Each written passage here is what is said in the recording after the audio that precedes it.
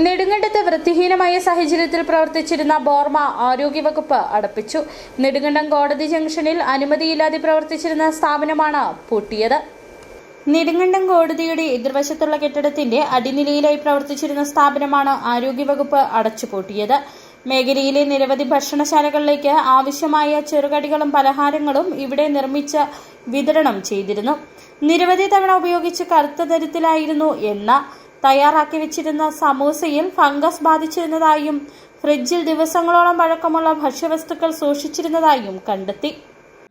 കുടുംബാരോഗ്യ കേന്ദ്രം medical officer doctor V K പ്രശാന്തിൻ്റെ നിർദ്ദേശാനുസരണം നമ്മൾ ഹെൽത്തി കേരള പരിശോധന എല്ലാ ആഴ്ചയും നടത്തുന്നതാണ്. ഇപ്പം ഇന്ന് നടത്തിയിട്ടുള്ള ഹെൽത്തി കേരള ഓണത്തോടനുബന്ധിച്ചിട്ടുള്ള ഭക്ഷ്യസുരക്ഷ, ഭക്ഷ്യശുചിത്വം ഈ കാര്യങ്ങളൊക്കെ പരിശോധിക്കുന്നതിന് വേണ്ടിയിട്ടാണ് ഇന്ന് പരിശോധന നടത്തുകയും ഗുരുതരമായ വീഴ്ച ഉണ്ടായിട്ടുള്ള ഒരു സ്ഥാപനം അടയ്ക്കാനും ബാക്കി 3 സ്ഥാപനങ്ങൾക്ക് അവരുടെ ന്യൂനതകൾ പരിഹരിച്ച് ക്രമവൽക്കരിക്കുവാനായിട്ടുള്ള അവസരവും നോട്ടീസും നൽകിയിട്ടുണ്ട്.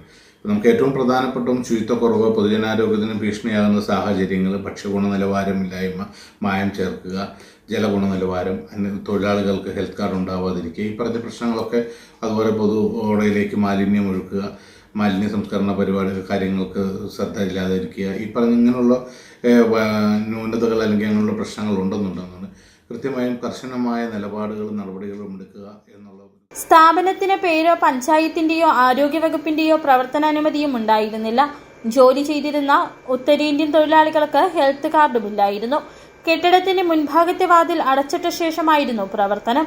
ആരോഗ്യവകുപ്പ് പിറകുവശത്തെ വാതിലിലൂടെയാണ് അകത്ത് പ്രവേശിച്ചത്. സ്ഥാപനത്തിന് സ്റ്റോപ്പ് മെമ്മോ നൽകിയതിനൊപ്പം തുടർ നടപടികൾ സ്വീകരിക്കാൻ പഞ്ചായത്തിന് നിർദ്ദേശവും നൽകി. Kallar Pattam colony medical officer V K പ്രശാന്തിന്റെ നേതൃത്വത്തിലുള്ള ആരോഗ്യവകുപ്പ് സംഘമാണ് പരിശോധന നടത്തിയത്. City vision, Nedumkandam.